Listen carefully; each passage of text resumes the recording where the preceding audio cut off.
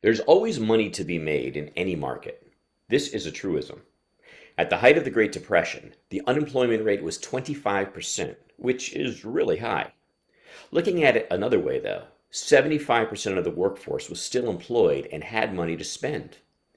Another truism of business is that if you want to make money, you have to serve a market that has money to spend. Now, over the last 5 years or so, we've been going through what seems like the golden age of land investing. We can hope that the market holds up over the next year or two, but hope is not a strategy. This brings us back to the lesson of the first two truisms. There's always a market, you just have to go where the money is. So how do you figure out where the money is? Well, that is the subject of today's Land.MBA podcast.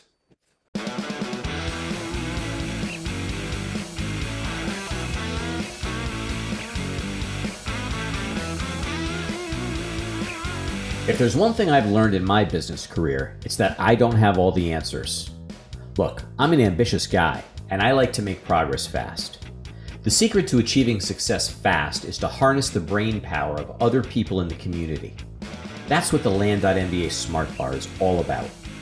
As veteran investor Jesse Marchand said, the Smart Bar gave me the motivation and knowledge I needed to push through the tough times and accelerate my path to success. Seven-figure investor Mitch Milam likes to say, there's one meeting each week that I never miss. It's the Land.MBA Smart Bar. It's like happy hour with my land investing buddies. I always learn something. So if you want to network with like-minded people, make new friends, learn heaps, get questions answered, answer questions for others, learn new strategies, get accountability, and overall, get inspired while having a great time, check out the Land.MBA Smart Bar. For a short time, podcast listeners can get 20% off the annual plan, which comes to an insane $86 per month. Compare this to other programs which charge $250 a month or more. This is hands down the best deal you're going to find and the best way to invest in your success. So don't wait. Please go to land.mba/mastermind. That's land.mba/mastermind and use promo code podcast22 to join today. Hello, all you gorgeous entrepreneurial land investors. We are so happy to have you here today. I am Howard Zonder with my partner David Van Steenkiss, and this is the Land.MBA Podcast. As always... Hey. Oh, sorry, Dave, I cut you off. Let's go. Oh, I cut you off. I didn't realize you weren't finished. What's going on today, Zonder? It's just another rainy day in paradise. Well, it's beautiful here. So there we go. Talking about the weather again. What are we talking about today, brother man? We're talking about the world, this incredibly utopian world in which we're living, which everybody loves each other, and the economy's doing great. And then I woke up. And you were digging your bomb shelter. The world is what the world is. It's getting crazy, and it's always crazy when there's an election right around the corner. But the inflation numbers just came out. They're not looking great. And we've been talking to a lot of land investors through our mastermind and through other sources. And we thought we'd just do a little bit of a conversation about what we need to do as land investors to make sure that we're always on top. Because truth be told, there's always money to be made in any market. Absolutely. Yeah, absolutely. I think sellers are going to start loosening up a little bit more here. Yeah, I mean, you were telling me earlier about some truisms. So expound on those a little bit. So, at the height of the Depression, the unemployment rate was about 25%. And that is really high. I mean, it's really high. It means a lot of people are really suffering.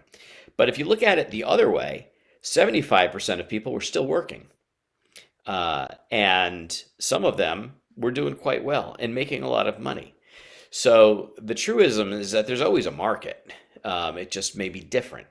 And the second truism is that if you want to make money, it's best to serve a market that has money. It's just the way the world works. You can't get blood from a stone, but you can get money from people who have money. And that, we've been so fortunate in the land business over the last, I don't know, 6 years, because even people who didn't have money were great customers. I mean, I think, thousands and thousands of lots down in places like Costilla County transacting with people who were on fixed incomes and just wanted to go, be someplace where they didn't have to see other human beings or whatever. Those markets are getting tougher and tougher because fixed incomes are not going up at the rate of inflation. People who don't have a ton of disposable income, that whatever disposable income they might have is being eaten away by inflation. Just the overall cost of living is going up. And it's changing buying dynamics, and we can moan about it, or we can say that's just reality. What are we going to do? How are we going to win anyway? Yeah, I mean, we've heard the word a lot lately. The word pivot. Yeah. Thinking, oh, if inflation comes down, the Fed's going to pivot. But we also have to pivot in our businesses. We've got to change and adapt with the times. And so, gone, I think, for now are is the model of, throw enough spaghetti on the wall and something's going to stick. We have to be a little more targeted in our approach, target nicer properties, desirable areas where the people with money are shopping, and work our model backwards. Probably need to do less of the desert squares. And I would say having money doesn't mean rich. It simply means having money proportional to what you want to buy. And I keep coming back to this phrase that Eddie Speed said to us when we had him on the podcast, which was, when you sell to people who believe that the land they're buying is sacred, you got a great buyer, and they're not going to default. They're going to find a way. And that might be a rich person, but it very well could be an immigrant from Mexico or from other places south of the border, where a lot of those cultures really believe that the great investment is in land. That is that is the asset that we want to pass through the generations, is a piece of land. So they may be in a different buying class than somebody that's particularly wealthy, but that doesn't make them any less of a great customer. Absolutely. I mean, there's you talk about the Depression. I remember very vividly the Great Recession, and look, there was pain, but there was plenty of people. I was living in actually I had just moved here to Denver, but I'd go to Nuggets games or Rockies games or Broncos games, and you still got a full house of people buying $10 beers and eating $12 hot dogs. So, there's always plenty of money. It's just that there's, some that don't have it and some that do, in those times. And so there's a lot of good opportunity to be had for sure. So let's face it. Things are already starting to change a little bit. I think the buy side is still really, really strong. It has been pretty strong over the last 5 or 6 years, but it's still strong and may even get stronger as people are, trying to perhaps shed some assets that are less precious to them at a time when their overall cost of living is increasing. On the buy side, though, we are hearing about it. You might have to lower your price. On the sales side. I mean, on the sales side, rather, right? Yeah. That we might have to lower our prices a little bit in order to get the properties moving. But I mean, think about where we're starting. I mean, it has been like gangbusters for the last couple of years, ever since COVID started, and we've been in this period of irrational exuberance, to use a what was the guy's name? Head of the Federal Reserve, Powell. Alan Greenspan. That was his phrase, irrational exuberance. So what does that bring? Low interest rates will do that. Yeah. So where does that bring us? That brings us now to, so now we're actually operating in a normal market, which is not a bad place to be. Yeah. But where's it going to go? I mean, is it going to keep going down? We don't know, and we can hope that it doesn't do that. But as we all know, hope is not a strategy. So That's right. Well, we want to be prepared for this. and the beauty of land is that, especially the rural land, now there's exceptions, right? Stuff that's close in, stuff that might be in an infill lot in a hot neighborhood, or commercial lots that more track with the sticks and bricks appreciation. But the land that we play in, for the most part, the rural stuff, it doesn't track with the housing market because there's not nearly as much cheap debt on it. Some nicer properties have cheap debt, but much higher down payments. Uh, but it's mostly cash or seller finance transactions. So we have a little bit of separation from there, and it's going to vary from area to area. But just on the MLS now, nationally, just the MLS listed land only appreciated at about 7% over the last 2 years. And so that's a far cry. I don't remember what the housing average, I think it's at least 20-25% on average across the country, and a lot higher in some areas. But it's certainly, so you don't have that huge potential of adjustment. I think we just probably have a little bit longer sales cycles. We got to do a little bit more marketing, and buy good properties. Maybe do a little bit more research on the front end instead of just building a list and then throwing them out to spray and pray. Maybe do a little more research with calling realtors, ask them what areas they like, what types of properties that they're moving, and be a little more targeted on our approach. Absolutely.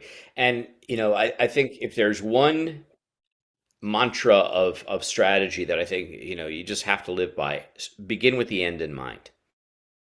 Mm-hmm. People with money still have money. People with money who want land still have money and want land. So understand who your market is. Define a specific market that is still interested in buying land, and buy to serve them. Don't just buy any old thing that comes across your plate. I mean, obviously, if something good comes in, buy it. But as far as your active measures go, buy to satisfy that specific kind of person, and build an avatar. We've got people still. There's an exodus coming out of New York City, coming into Connecticut, into the Hudson River Valley. And they're still buying it up. So, I mean, some people want to buy a house, other people want to buy land and build. It's still happening out there. Follow the weather and the water and the politics. Red states, weather and water, and that's where people are going. Midwest, Southeast. Absolutely. And here's just a couple of really good tools. I'm just going to throw a few good tools out there. One is something that the U.S. Census has. It's called the Flows Mapper, FLOWS Mapper. You can just Google that and it'll come up. And you can do searches for net migration from counties to what counties. So you can see where people are coming from, where they're going to, which really helps. Now that data only goes up to about 2019. There are some other tools out there. We were just looking at United Van Line's data, and interestingly enough, this was fascinating. This, I think, data was, well, it probably is 2020 because I think this data came out in 2021. No, it looks like 2021 data. And we were looking at the top 10 states that people moved to. Fascinatingly, Texas is not on this list. And the number one state is a shocker. It's in the Northeast. It's Bernieville. It's Vermont. It's in Bernieville. But fascinatingly, when you look at the top 10, and I'll read the top 10 to you, it's Vermont, South Dakota, South Carolina, West Virginia, Florida, Alabama, Tennessee, Oregon, Idaho, and Rhode Island, fascinatingly enough. That's where people are moving to. And of the top 10, 6 of them are like the lowest population density states in the country, which, it gives you an insight into the mindset of people who are moving. They're like, things are getting crazy out there. I want to be in a place where it's just less densely populated, where we can just kind of go out there and maybe have some old American values and live our life and not be bothered. So, and less crime. in less crime and all of that. And you look at, where they're moving from, it's no surprise there. Number one, New Jersey. I apologize to any of our listeners who are from New Jersey, but I spent at least 8 years in New Jersey, and this does not surprise me. Illinois, New York, that certainly doesn't surprise me. Connecticut, where I live, doesn't surprise me. California, Michigan, Massachusetts, Louisiana, Ohio, and Nebraska. That's where they're moving out of. And so you can start to, as you look at this kind of data, you can start building up some hypotheses of who's moving and why. And sorry about that. Who's moving and why. And then you can dig into that and go get some more information to test those hypotheses. Talk to local realtors, talk to whoever, find out why, who's moving in and why they're moving in. And it'll and then from that you can start narrowing down specific regions to work in, specific counties to work in, and specific avatars of the kind of people that you want to market on the sell side to, because we know that buying's not going to be as much of a problem. It's the sell side that's becoming a bigger issue. So let's make sure that we're putting ourselves in a position to have inventory that's going to be of interest to people who have money and want to spend it on what we sell. Couldn't have said it better myself. Hey, we're kind of running out of time here, but I want you to tell your story about the David Barton gym. Yeah, so this was interesting. So back in the 90s, when I was working at Lucent Technologies, and I was actually working, and based upon my my background, my undergraduate degree was in East Asian Studies and Chinese language, and my when I got my MBA, it was an international MBA focused on Asia and Chinese language. So naturally, in the logic of big companies, when I got to Lucent, they decided to send me to the Caribbean, Latin American market. So I was spending a lot of time in Miami, where our headquarters was, and I had a good friend in the company. We had actually went to the same graduate school as well. And David Barton was one of his friends from I don't know, from college or earlier. And Not the David Barton historian. no, David Barton. And this guy started gyms. He had a company where he built gyms. And this is let's call it mid 90s. But his business plan was he built really high-end gyms that were geographically next to high-end boutique hotels. And so one of the fundamental, two different kinds of strategies is I'm going to do high volume, low margin business, or I'm going to do low margin, high margin, low volume business, or low margin, high volume business. So he went for the high margin, low volume business, right? He was going to make a lot of money on each customer, but have fewer gyms, fewer customers, as opposed to, say, a 24-hour fitness, which is really, really cheap, and it was all about volume. And so he did this next to, specifically, he had one next to the Delano Hotel in South Beach, Miami. And the reason he loved this model is because all of these people would come to the hotel. They were completely price insensitive. They didn't care what the cost was. Because it didn't mean anything to them. They were on vacation. They wanted it. They were going to pay for it. It didn't matter. And so he had a really expensive proposition. And these people were coming in for short periods of time, and they were paying just at the day rate. And they would come in, they would go spend a couple days at the gym in the morning, and they would pay the rate, and then they would move off, and then somebody else would move into that room, and they would pay the day rate. And he built a business focused on a very specific kind of avatar of people who had a lot of money.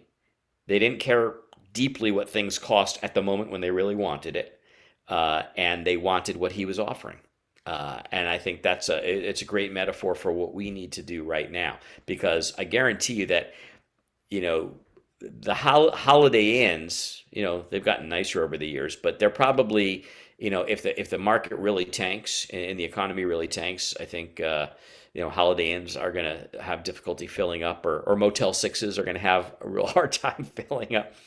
But the really expensive, good boutique hotels that are where the rich people go, they still have money. They're still going to go. They still want their vacation. Yep. So go where Yep. the money is. Exactly. All right. Go where the money is. With that, I bid you adieu. Let's have a great day. See you next time. We hope you enjoyed this episode, had a bit of fun, and walked away with some actionable insights that you can apply to your business. Dave and I have got some great content and interviews planned, so don't forget to rate and review, and of course subscribe to this podcast on iTunes, Google Play, Stitcher, or wherever you get your podcasts. If we mention any interesting links or tools, you'll find them in the show notes. To learn more about Land.MBA, visit our website at, wait for it, Land.MBA. See you next time on the Land.MBA Podcast.